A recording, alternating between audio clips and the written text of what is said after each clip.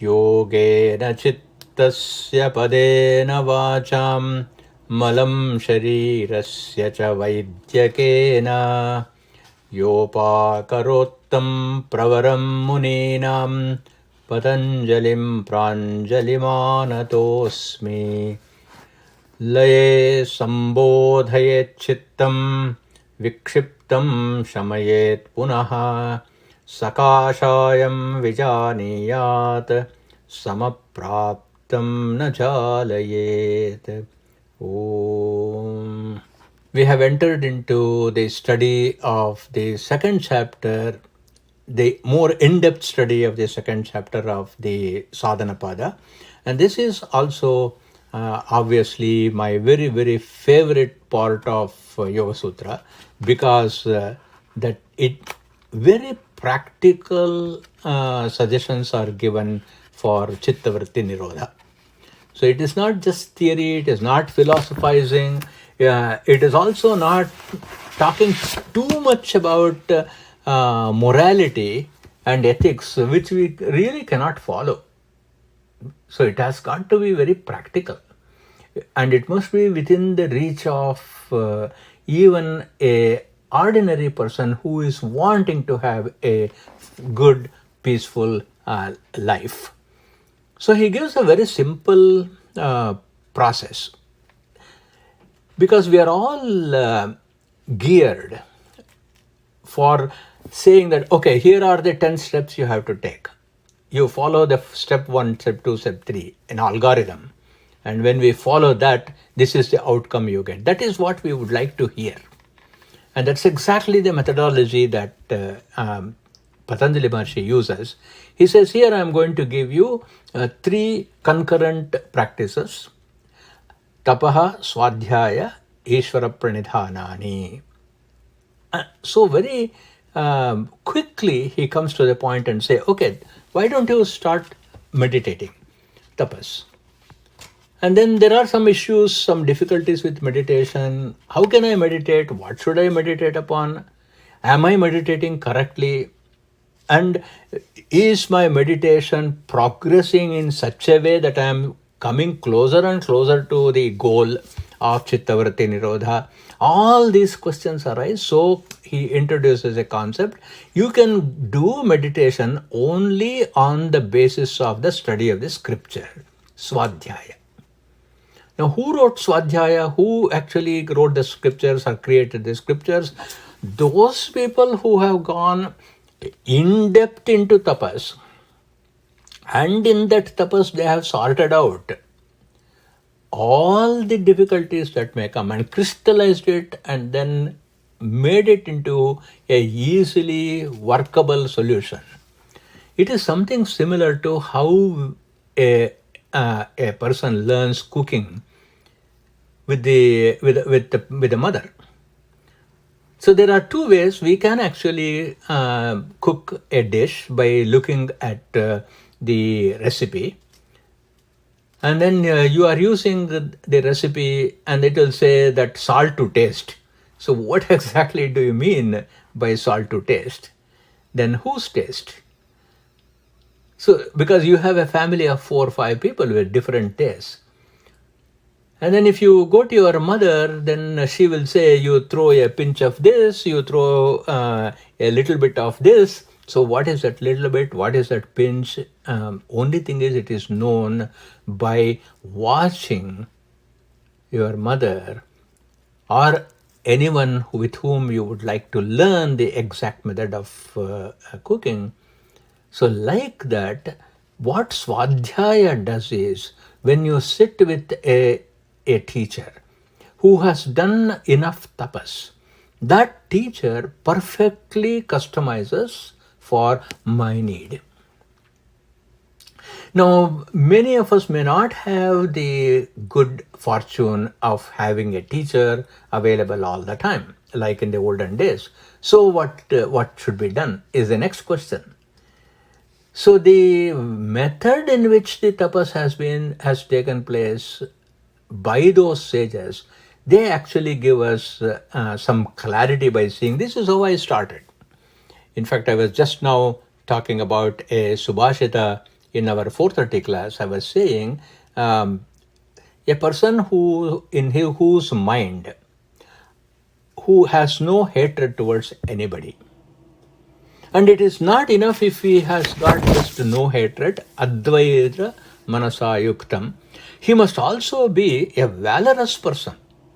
Because a lot of times, when we say I don't have hatred, it also sometimes a person becomes weak. Even if everybody is walking all over us, we will not stand up and fight. So it is also required that there must be valor. And this valor does not come unless there is courage. Because when we get into a fight, it may be a decisive fight. And we must be ready to actually even be crushed in that war. So one has got to have the courage also. And not only that, even before picking up the fight, the fourth quality says is vipaschitam, wisdom. We have to be extremely wise with whom we are fighting. So when all these things are there, Mahabharata Shanti Parva says, Nashrihi santyajate nityam. For such a person, his success is never denied. Just like Adityameva Rashmayaha, just like the light rays do not desert Surya. So here the key word is vipaschitam, or wise. So this wisdom is given by Swadhyaya. A person becomes shura and dhira by means of tapas. So therefore here we get a template as to how to practice. And Ishvara Pranidhana also Patanjali Maharshi adds. And that's a subject which we will spend a little more time in understanding what this Ishvara Pranidhana really means and what it actually blesses, how does it bless us. So the second sutra has established why do we do tapaswadhyaya Ishvara Pranidhana. The reason is given, samadhi bhavanarthaha. Arthaha means purpose. What purpose? For the sake of bhavana. Here bhavana is not feeling. Bhavana means bringing about, producing, creating samadhi. And not only that, it's also meant to do klesha tanukaranarthascha. Artha means again purpose, for the sake of reducing, attenuating, weakening all the afflictions. So carefully we have to note the purpose is and the project is to weaken the kleshas. We cannot get rid of the kleshas completely. This is where the vipaschitaha, wisdom, comes. Otherwise we become too romantic and say that I am going to remove every klesha that I have got. How can we remove the klesha created by taking birth itself? We can only reduce the impact of the challenges of taking birth, janma. How can we remove the klesha of mrityu? It's impossible to remove the klesha of mrityu, but we will be able to deal with the mrityu, and then we will be able to continue our yogic life even in the face of loss. Severe loss, extraordinary loss, irreparable loss. Life should continue because life is so valuable that we cannot spend the rest of our lives in the shadow of janma and mrityu. Vyadhi is a klesha. But vyadhi, actually what happens, sometimes it is due to our lifestyle, and lifestyle can be changed, and sometimes it is for unknown, unforeseen circumstances. A person gets COVID, even though the person has actually led a very, very careful life. So that also is not in anybody's hand. So therefore, klesha cannot be removed completely. The only thing we can do is the impact of the klesha can be reduced. Now the next question that comes up is, why not we just go through all these sufferings and enjoyments? Then Patanjali Maharshi is saying in the second, then you will never get samadhi. So that means the fundamental project of yoga itself is lost. So the twofold achievements have to be done by means of Kriya Yoga. One is we must end up in total absorption in the self, in the Purusha. That must happen. And secondly, to any extent that is possible in our power, we have got to reduce klesha. For this twofold project, there is the threefold practice of tapas, swadhyaya and Ishvara pranidhana. So, in one word, earlier he has talked about Purushakyati, that means spiritual illumination is the outcome. And how can this happen? In the first chapter, an indication is given. It can happen by means of abhyasa and vairagya, practice and renunciation. But remember, we talked about the first chapter being addressed for the most advanced persons who have got full concentration, ekagra, and the second chapter is addressed for madhyamadikaris, that is those who have got some focus, some concentration, but not perfected. And it is also for the mandadikaris. Mandadikaris are those who recognize the need for yoga, but have not done anything. So for these two sets of people, the second chapter is introduced. So manas and buddhi have to be employed through tapas and swadhyaya. So this practice also must consider both the beginner and the advanced. And then it must be designed to help in such a way that the kleshas are weakened.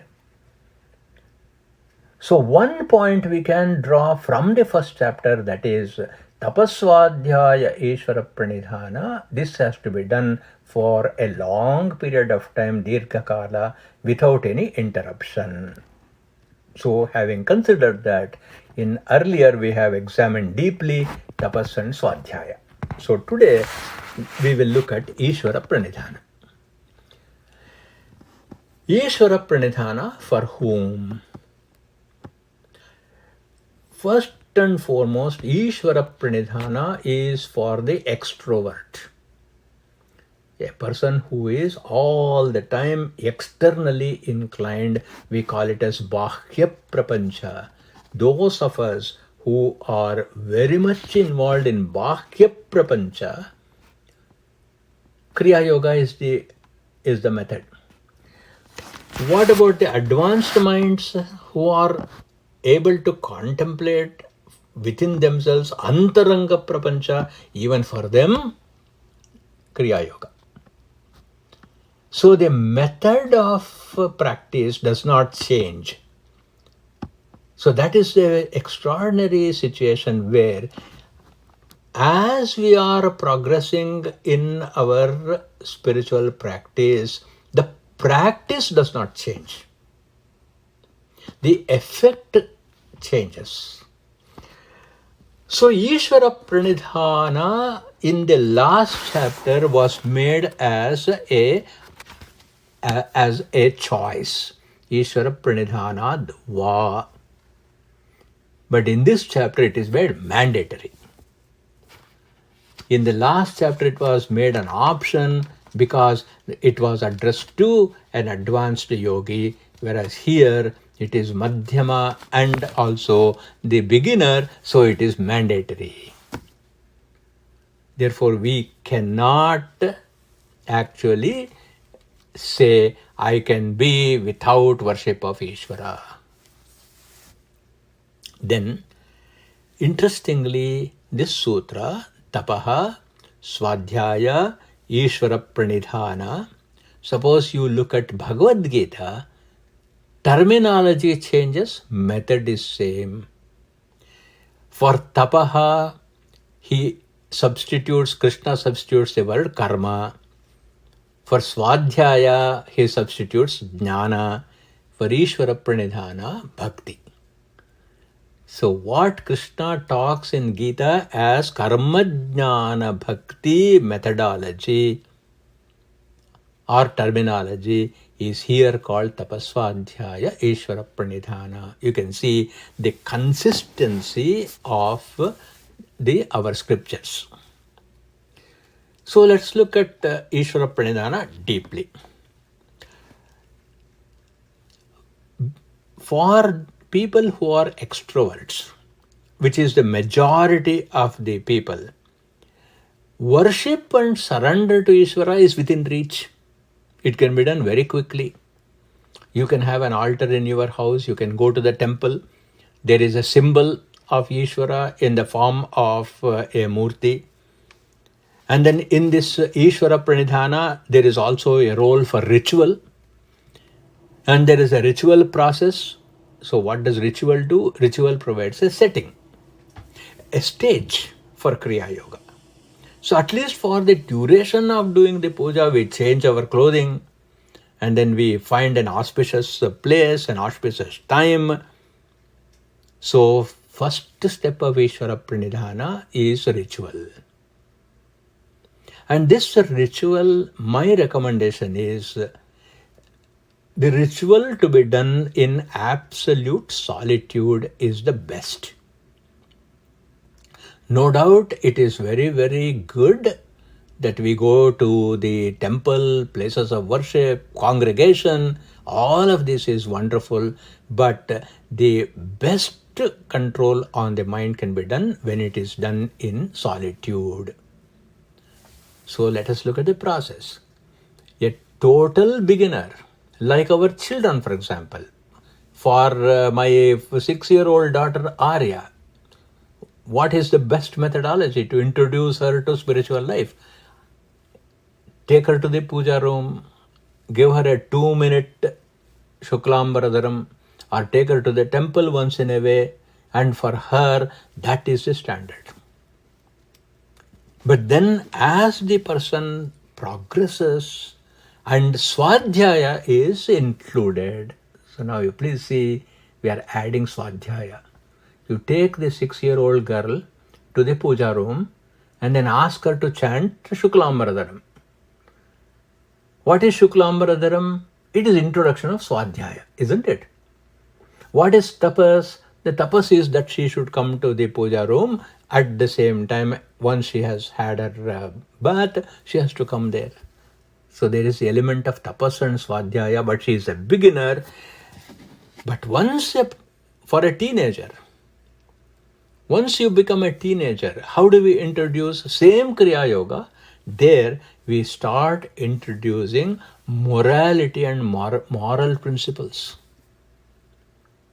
At that point of time, we start teaching them Satyam Vada, Dharmam Chara, Matrudevo Bhava, Pitrudevo Bhava. So we have added Swadhyaya in addition to Kriya Yoga, and then we start encouraging this child to practice Samyama. So tapas and Swadhyaya, when it is tempered by Ishvara Pranidhana, first thing that happens is it gives the discipline of tapas and it introduces Swadhyaya in the framework of Ishvara Pranidhana. Then we are now also introducing morality and ethics. So this Samyama, now how do we introduce this Samyama in Ishvara Pranidhana? Because Samyama we are going to talk later on in Ashtanga Yoga. Again, please note this is a practical chapter.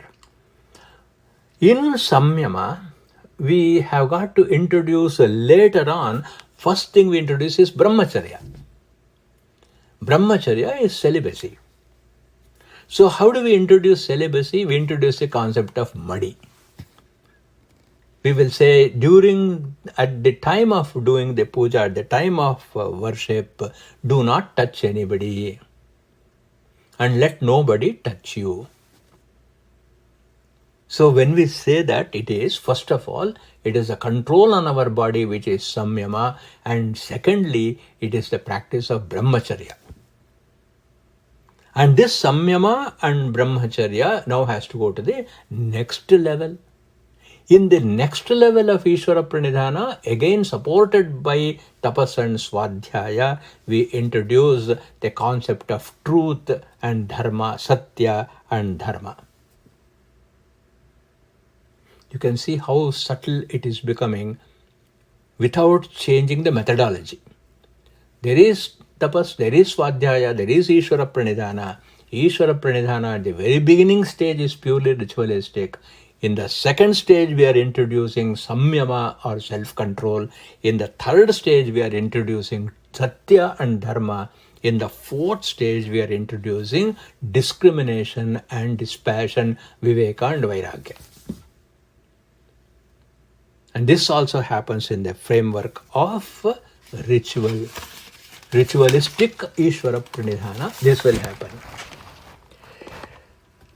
But there is one problem with all of this. That problem has got to be removed without throwing away the entire wisdom. That problem is we continue to have a sense of separateness. All this cannot resolve my loneliness. In spite of being in the company of people all the time, a person is still lonely. Because there is a feeling of separateness, there is a feeling of regret, there is a feeling of inadequacy. Therefore, we have got to include in Ishvara Pranidhana a feeling of celebration, a feeling of joy. That has to be introduced. And this can be achieved when in Ishvara Pranidhana, surrender is included. Sharanagati is included. When Sharanagati is included, we start taking refuge in God with not fear, not with mechanical ritual. To remove this separateness, only thing required is bhakti and prema. To remove separateness with family and friends, we must have total devotion to friendship. We must have absolute devotion, love for our friends. That's why you remember many times I have said this, in the marriage, we always say the husband and wife are friends. Sakha. So bhakti and prema has to be introduced. Now look at the whole scenario. When we go through this entire process, what happens is life which was in chaos, life which was in confusion is slowly being brought into an order and beauty. So Ishvara Pranidhana is the only way to bring order and beauty into our lives. Any amount of study and contemplation will not end in bhakti and prema without Ishvara Pranidhana in each one of these steps. So Patanjali Maharshi, with all these things in his mind, introduced Ishvara Pranidhana as the final step of Kriya Yoga.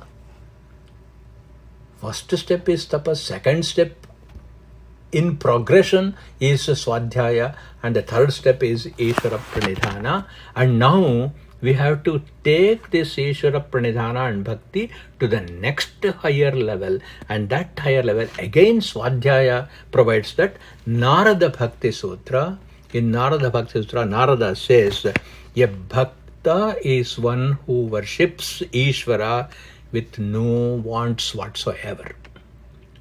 No prayer is there for any benefit. Even in times of extreme hardship. No prayer, no request, no begging.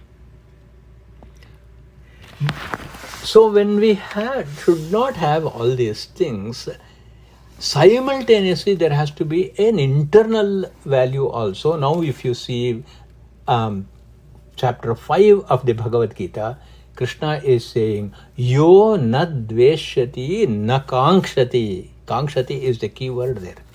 One who has no hatred and one who does not ask me anything. Na kankshati. And then na shochati. One who has no regret, one who has no sorrow. And one who does not come to me with a request of asking for Shubha and for removing Ashubha, Bhaktiman Same Priyaha.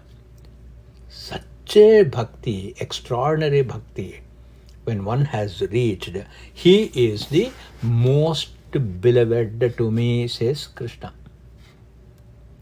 So look at the same project for the beginner as well as the advanced adept, Ishvara Pranidhana. In Ishvara Pranidhana, you become the beloved of Ishvara. So the ultimate outcome of Ishvara Pranidhana is becoming beloved of Ishvara. So therefore what happens? Ishvara says, you are my beloved. Until now, I am saying, hey Krishna, you are my beloved. Then I have developed all these qualities we talked about. Now Krishna speaks up and says, you are my beloved. And as soon as he says that you are my beloved, this is defined as Ishvara Prasadaha. When do we really feel that we have acquired the grace of Ishvara? When in the heart Ishvara says, you are my beloved. Until such time the project is not over. And at this point of time, it is called as Anugraha. Graha means to grasp. I have grasped Ishvara in my worship. And Anugraha means Ishvara in turn has grasped me. So this Anugraha, how do I know I have got Anugraha? There the second sutra tells us how I know. Klesha Tanu Karanarthaha. When all the afflictions, the power of the afflictions has actually weakened. When that has happened, Kleshatanu Karanarthascha, when that has happened, Ishvara Anugraha I have received. You can see how Ishvara Pranidhana is applicable for the rank beginner and for the most advanced. So what are the qualities for the most advanced? Chapter 5 of the Bhagavad Gita gives the metrics. Yo na hrishyati, na dveshti, na shochati, na kankshati, shubha ashubha parityagi bhaktiman yaha same priyaha. So our Ishvara Pranidhana, our tapas and swadhyaya must end up at this stage. Now let's again go back to the drawing board and say, how can I visualize this divine expression? For that we have to look at the lives of the saints. In fact, I've been thinking in Pratibha Mancha to start a series on the lives of saints from all regions. So I have asked our friend Dr. Venkatraju Garu to speak on the saints of Telugu, because he's quite a scholar in Telugu poetry and he himself is a poet. So I have asked him to speak. We will start with looking at the lives of the saints in this context. And of course, there are saints from every part of India. We will try to cover that in Pratibha Mancha. In fact, one of them, Hari, is going to speak next Monday on Narayaniyam. which is also a text of bhakti based on the Bhagavata. So in that process, we will listen to Hari next Monday. So the question now is how to visualize the divine. For that, we have to choose a Ishtadevata. So we know that Rama, Krishna, Vishnu, every deity in the pantheon is available to us. Whom shall we choose? When we are doing tapas and swadhyaya, especially when we are studying the scriptures, swadhyaya, some particular devata and that devata's eminence touches your heart. And that devata we have to choose. This we have seen in the lives of the saints. Tyagaraja chose Rama. And how did Tyagaraja choose Rama as his Ishta Devata? Only by Swadhyaya. No other. Tulsidas chose Ramayana. How did he do that? By repeatedly studying and studying and studying Ramayana. That is how all the qualities of Rama appealed to him and he chose him. And Vallabhacharya chose Krishna, Ramakrishna Paramahamsa chose Kali, and we must use our Swadhyaya to find out who our Devata is. So we have found our Ishta Devata, let us say. As you know, Tyagaraja is a very well-known musical saint who flourished between 1767 and 1847. All his compositions are in Telugu. A very prolific composer. Of course, there are a couple in Sanskrit also. A very prolific composer. And he highly influenced the development of India's classical music tradition itself. Out of all his compositions, there is one beautiful composition that appeals to me quite a lot. Telisi Rama Chintanato Namamu Seyave. Telisi Rama Nama, by knowing the internal meaning of Rama Nama, Telisi, having known, Namamu Cheyave. So you go, hey, O Manasa, you meditate upon Rama, knowing the meaning of Rama. In other words, he is saying, contemplate upon Ishvara mentally, Manasa. Then utter the name in speech, Vacha.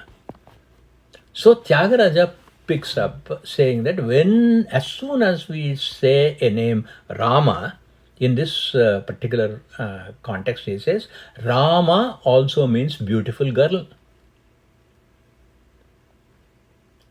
Rama ani chapalakshula peru. So he is asking the devotee, when you hear the word Rama, do you think of Sri Ramachandra or do you think of a beautiful girl? What do you think? Then he also says Aja. Aja has got two meanings. One is one who is not born, that is Brahman. Aja also means goat. So he must be addressing to a meat lover who likes goat meat. So when you hear the word Aja, what do you think? When you hear the word Rama, what do you think? So Tyagaraja is saying, be careful when you transfer the name of your Ishta Devata into a word. So as soon as you are able to say Rama, and Rama becomes your Ishta Devata, the moment you say Rama, does the entire qualities of Rama flash in your mind. In the very beginning of Ramayana, Valmiki Maharshi has asked Narada, Konvasmin sampratam loke gunavan kascha viryavan dharmajnascha kritajnascha satyavakyo dridhavrata. He gives a list of 16 qualities. And how should be the study of our of Ramayana? we must be able to recall the anecdote where each one of these 16 qualities are demonstrated in the act of Ramayana, in the acts of Rama. Beautiful study of Ramayana will be there. Then, having done such a thorough study of Ramayana, when a person says Rama, in that brief time of uttering 2 syllables, the entire glory of Rama should flash in the mind. That is true Ishvara Pranidhana. That is the culmination of Ishvara Pranidhana. So Swadhyaya, continuous Swadhyaya, continuous tapas and continuous Ishvara Pranidhana has to take place. Now we may ask the question, where do I have time for this? We have a beautiful, beautiful stage. That stage is called the world. In this stage of the world, we are constantly participating. Swadhyaya, what it does is, every experience on this stage of the world will show us Rama and Ravana juxtaposed. Because of our Swadhyaya, we choose to live like Rama. The metaphor of Rama living in the forest is the same. What is the environment of the forest? It is the business place, isn't it? It is the forest. In that forest, look at this person who is Vipaschitaha, one who is wise, Dhiraha, Shuraha, all these qualities. Therefore, Rama's luster will never desert Rama. And that's why Valmiki Maharshi has placed Sri Rama in Surya Vamsha. Why place him in Surya Vamsha? All this is the reason. So for us, Swadhyaya becomes mandatory, so that I can choose an Ishtadevata for myself. So what can I do? To understand if Rama is my Ishtadevata, I have to study Ramayana. Swadhyaya came.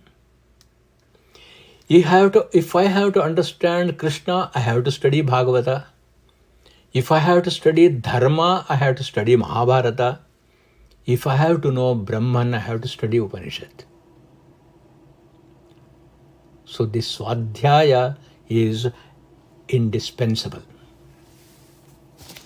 So though we have read that God is formless and is absolute, why do I need Ishtadevata? I know with my study of the Upanishad that God is formless, Brahman is formless, Brahman is absolute, Brahman is eternal.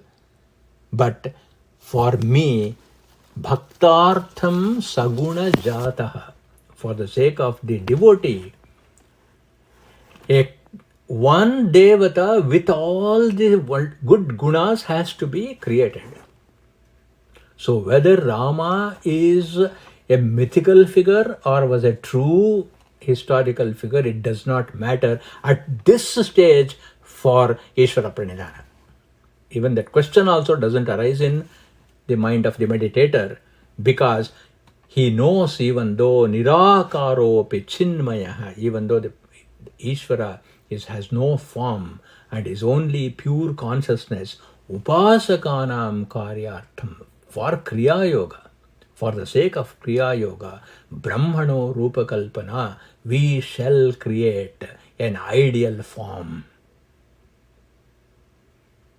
And that Ishvara Pranidhana has to go in stage by stage by stage. We looked at one analysis of stages. But in the context of Yoga Sutra, we have to look at in the context of gunas, Sattva Rajas Tamo gunas. So let us look at in the in the eyeglass of gunas. First guna let us take up is tamasa guna. Tamasa guna means elementary. That is all. It's not derogatory subject. For a person who has got tamasa guna, external worship called bahya bhakti is required.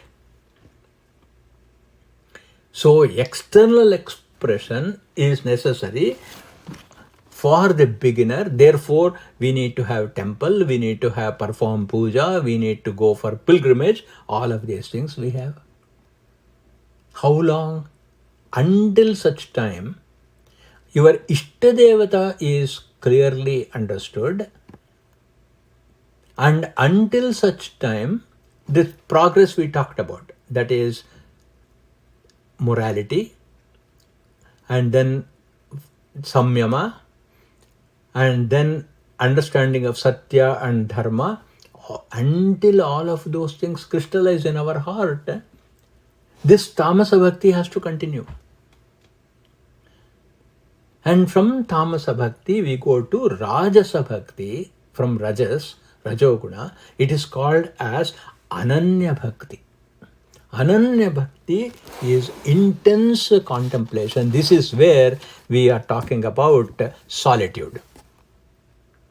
In Ananya Bhakti, we don't have to go to the temple, we don't have to even sit in our puja room. It is purely a mental activity in solitude, thinking of none other than the Ishtadevata during the period of meditation. Whether you take Gayatri Japa or you chant the Maha Mantra, which is Hare Rama, Rama Rama, Hare Hare, Hare Krishna, Krishna Krishna, Hare Hare. So whatever this you take with the full realization, what it does is it clears our mind of all superstitions. Temple, ritualistic worship, Tirtha Yatra, all of these things have a tinge of superstition. If you go to Varanasi, there will be moksha. For a thinking person, is it not a superstition? Suppose you say, I will go to Varanasi because great sages have walked on that earth. I want to walk on the same earth on which they have walked. Mahatapasvis have been there, so I want to be there and experience their spiritual presence. Then Varanasi is good. If you go to Varanasi and take a bath in Ganga, your papa will go, is a superstition. If my papa goes away by taking a bath in Ganga, all those fish who are swimming in must have actually completely be free from papa, isn't it? Bhavanartha. That's why Patanjali uses a beautiful term, Samadhi Bhavanartha. Then, in Ananya Bhakti, what happens is clears the mind of all superstitions and leads to the development of real devotion. So how do I know that I have achieved this stage? Because I have chosen my Ishtadevata as Rama or Krishna or Vishnu or Kali, and then I separate the entire population into two parts. Those who worship my Ishtadevata, they are going to have a special seat in my place, and those who are not following my Ishtadevata will sit in the back. I think I must have shared this with you. Once I conducted a wedding in Malibu. This bride was a Roman Catholic, and of course the boy was a Hindu boy. And then in this wedding, after the Vedic wedding, they had the Christian wedding, and we went to the Pepperdine University church. If any of you have seen, it's a very beautiful church. It is on top of a hillock, and from the church, when you look out, you will see the Pacific Ocean. Absolutely lovely place. And there, as soon as I was a priest for the Hindu wedding, I was asked to sit in the back bench because I'm not baptized, which is fine. That's not the point I'm saying. In Ananya Bhakti, what happens? My Ishta Devata, and we accommodate the Ishta Devata of everybody. And this we incorporate, especially in our Sandhya Vandana mantras, when we say Shivaya Vishnu Rupaya. Shiva's form is Vishnu. Shivarupaya Vishnave. Then where is Shiva? Shivasya Hridayam Vishnu. In his heart is Vishnu. Vishnoscha Hridayam Shivaha. And then he says, Yatha Shivamayo Vishnu. Just as Shiva is full of Vishnu, Tatha Vishnumaya Shivaha. Similarly, Shiva is full of Vishnu, Vishnu is full of Shiva. I don't see any distinction here. Yatha Antaram na pashyami. Tatha me swastirayushi, may I have auspiciousness and long life. So if you look at the Purana, Shiva gives long life, Mahavishnu gives auspiciousness. Which one of these I don't want? If I want both, even though I have Ananya Bhakti for Krishna, I have Ananya Bhakti for Shiva, I will incorporate all the Devatas. So look at how the Rajasa Bhakti is now taking the Ishvara Pranidhana to the next abstraction. You can see the drift. The final abstraction is to see one formless Brahman. So for that, we have got to come to the analysis of why this Ananya Bhakti is useful. With this Ananya Bhakti, success of Ananya Bhakti is in tolerance. This tolerance is an extraordinary inner quality. So Ishvara Pranidhana, if it does not give us tolerance, then it is religion. If Ishvara Pranidhana gives us titiksha, then we are spiritual. So in the context of the Yoga Sutra, what is happening here? When you look at the third sutra, Klesha is identified as avidya, asmita, ragadvesha, abhiniveshani, kleshaha. So the first klesha that is coming up is ignorance, isn't it? Avidya.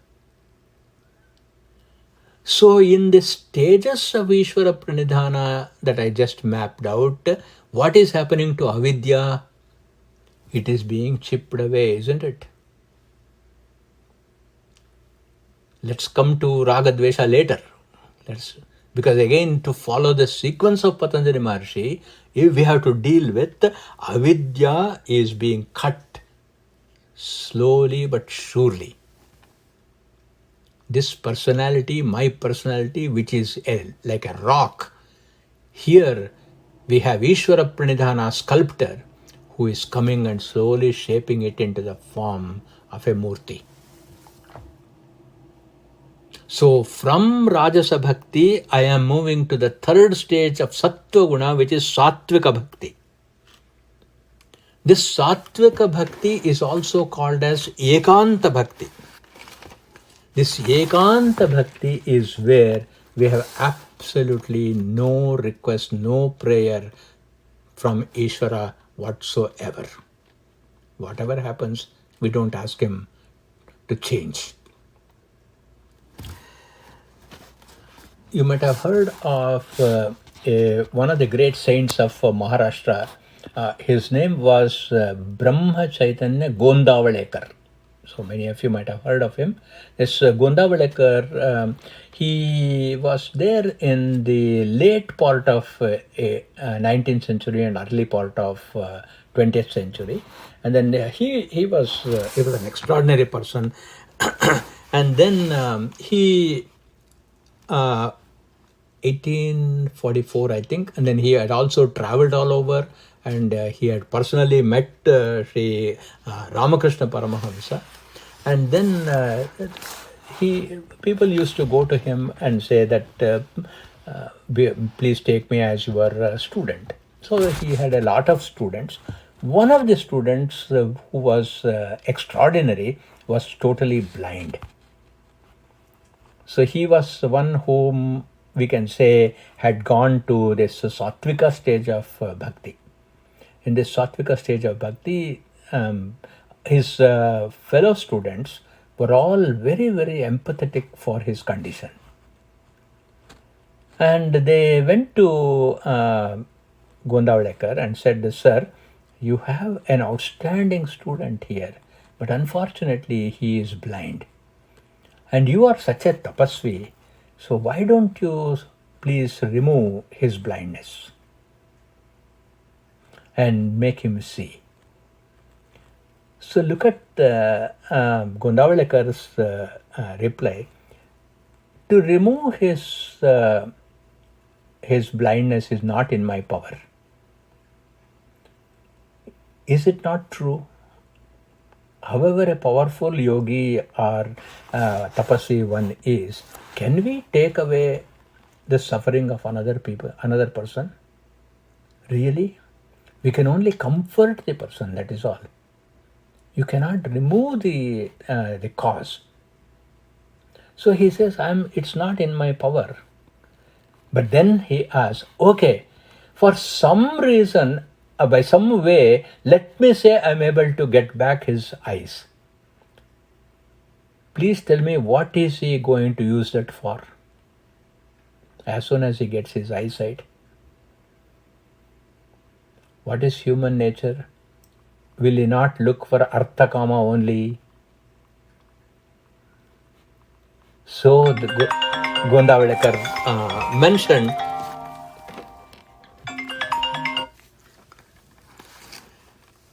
Ishvara sometimes grants me what I ask. This is also there in our own experience, isn't it? Sometimes we have a problem, we go to the temple, we do a special puja, then somebody is sick, we do a Mahamrityunjaya Japa, Ayushya Homa, and then the person becomes well. Sure. Bhagavata has a beautiful verse.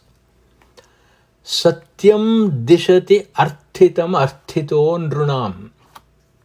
True, when you go and worship Ishvara, many times what you ask for is granted.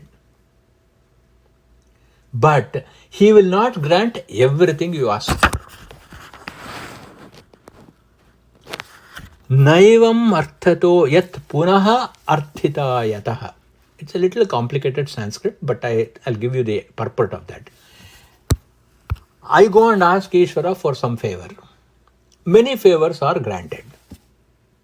And many other favors are not granted. In fact, are completely denied. True.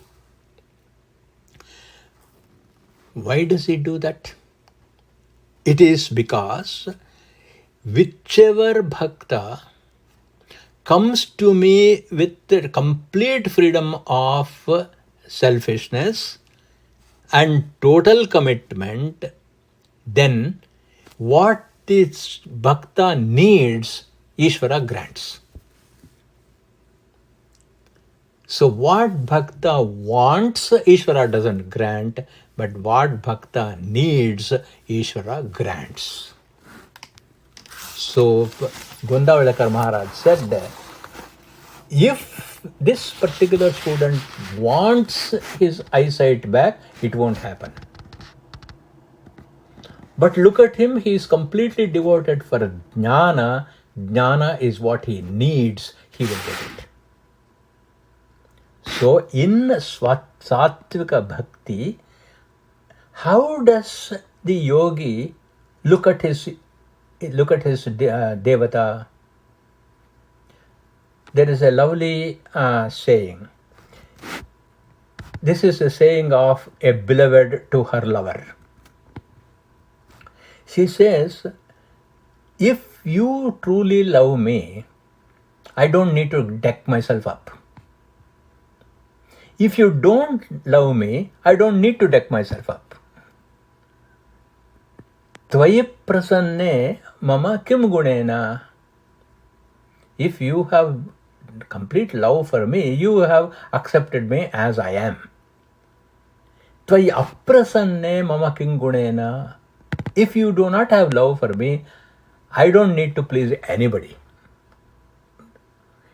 Rakte virakte cha vare vadhunam nirarthakaha kunkuma patrabhangaha.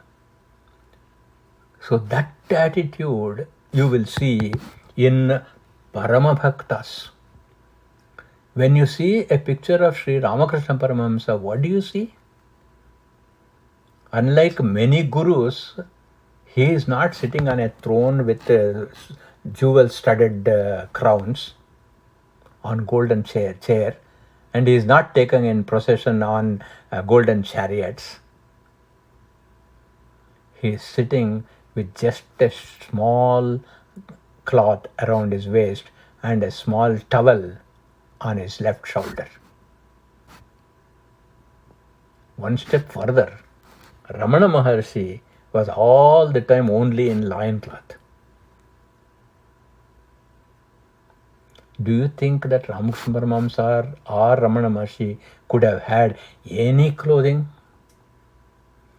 They didn't even build their ashram, somebody else built for them.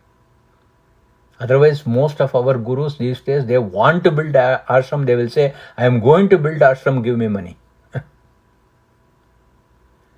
Why should an ashram be expected by a yogi? Because he is himself an ashrama, a walking ashrama. If others want to house him, that's a different issue. But he doesn't want it. Next metric, again, Ishvara Pranidhana is the culmination of tapas and swadhyaya. The outcome of Ishvara Pranidhana is klesha tanukarana, klesha being weakened. Outcome of Ishvara Pranidhana, tapaswadhyaya Ishvara Pranidhana Kriya Yoga is samadhi bhavanartha. So we have to read both the first two sutras together. And we have to create a metric. Have I reached that state where all my kleshas are gone and all my samadhi has been achieved? Okay, let us look at a very sad person who is having a lot of klesha. Tears will be rolling out of his eyes. His voice would be choked up. His body will be shaking. This is the quality of a person who is in intense distress. Exactly the same will be there for a Sattvika Ekanta Bhakta. For an ordinary person, this flowing of tears and choking up and the body shaking is triggered by klesha. But for the yogi, the same thing is cleared by just the utterance of his Ishtadevan name. If you just say Krishna, if you just say Narayana, if you just say Shiva, as the great Chaitanya Mahaprabhu, another great saint of the 15th century, in Shikshashtaka he asked this question, Nayanam Galadashradharaya, eyes, Ashrudharaya, there are torrents of flowing of the tears. Vadanam Gadgadharuddhaya Gira. Gira means sound, voice, speech. It has become choked up. Pulakaihi nichitam vapuhu. The whole body is shaking. Kada tava namagrahane bhavishyati. As soon as you utter the name of my Ishtadeva, when I say Rama, does all these things happen to me? When I say Krishna, does it happen all these things? If all these things happen, then Kriya Yoga is successful. Is it within our reach? Absolutely. Because tapaswadhyaya, Ishvara pranidhana, starting from Ishtadeva choice to ritualistic worship, from ritualistic worship developing moral and ethical qualities, and from there going to Ananya Bhakti, and from there going to Ekanta Bhakti, in these stages, constantly supported by Swadhyaya or the study of the scripture. How can we do it? One of the things that my grandfather told me when I was 14 years old, you read the Ramayana once every year. For several years, probably for close to 25 years, every year I have done Ramayana Parayana. Of course, in the last few years, I have not done it, but one of these days I will pick it up. You can start on Ramnavami Day and then end it on Vijayadashmi Day. However number of verses you can read, 10, 20, or a project of reading the Bhagavata, all the 10 skandhas. In fact, we had a few sessions on Bhagavata also, all to discover whether this particular Devata is my Ishtadeva. Because it is from the guna means their characteristics, the knowledge of the guni, that means one who has these qualities, can be understood, isn't it? How do you assess somebody's personality? By his conduct. So the conduct of Rama or conduct of Krishna gives us a vision of who Rama is, who Krishna is. For that, Patanjali Maharishi says, you have got to have Swadhyaya.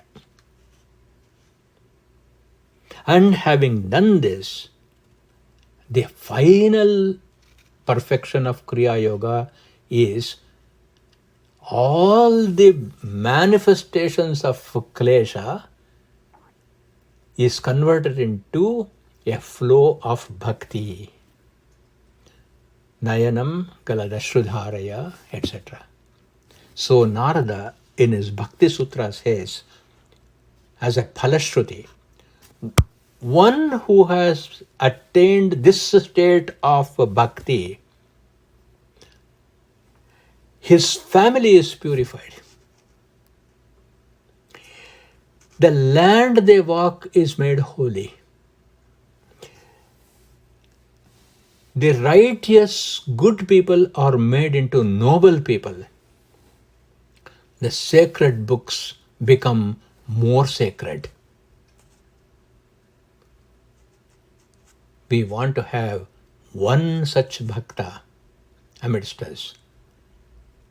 And Narada is mentioning that this is what happens when such a person is created by society. And this was the reason why Patanjali Maharshi talked about this kind of level of bhakti. Now I want to ask you a question. In the last 1 hour, where was your chittavritti? Was not your chittavritti had completely stopped? You can see how tapaswadhyaya Ishvara pranidhana, what it does is, where Vyasa writes a commentary on this sutra, Ishvara pranidhanam sarvakriyanam paramagurau arpanam tatphala sannyaso va. What happened to all of us in the last 1 hour? None of the kleshas, no raga, no dvesha, no worry, no dukkha, none of this happened because we were doing Ishvara Pranidhana in the last 1 hour. And what Ishvara Pranidhana we were doing? Sarva Kriyanam Paramaguru. All our thoughts, our being seated here, everything we have given to this Paramaguru Ishvara, and the phala, the outcome is Sanyasova. In the last 1 hour, our Chitta Vritti remained steady. You can see, we never thought of our children and grandchildren.